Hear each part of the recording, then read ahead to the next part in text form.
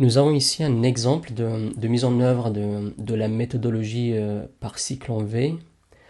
On retrouve donc les grandes étapes de cette méthode, donc une grande étape de cadrage, et puis une étape d'étude, réalisation, et puis validation.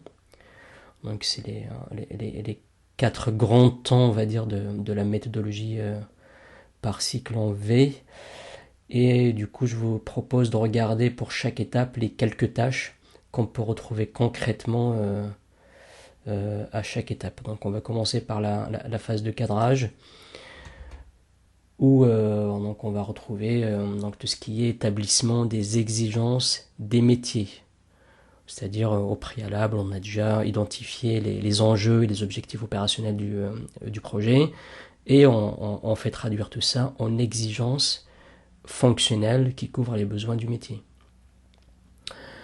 Et là encore, on va retrouver toutes les tâches traditionnelles d'une phase de cadrage, tout ce qui est benchmark, des exercices de chiffrage, de planification, aussi tout ce qui est rédaction documentaire, comme les expressions de besoin, les cahiers des charges, etc.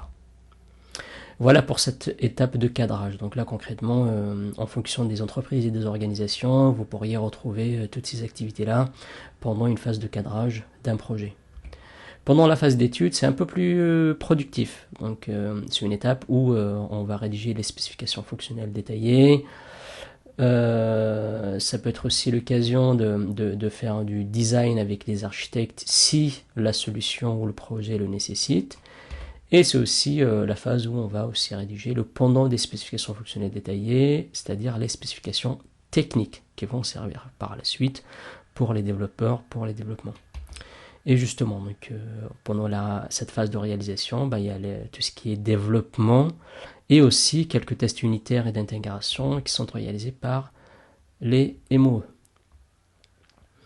Et puis pour compléter cette première validation, on va la compléter par tout ce qui est validation fonctionnelle, c'est-à-dire la recette fonctionnelle réalisée par les AMOA, les maîtrises d'ouvrage, mais aussi complétée par la recette métier, qui peut venir en complément de la recette fonctionnelle.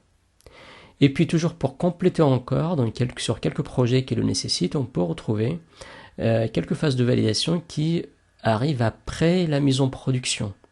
Typiquement tout ce qui est FUT, Friendly End User Testing, ou encore des phases de VSR pour dire validation du service régulier.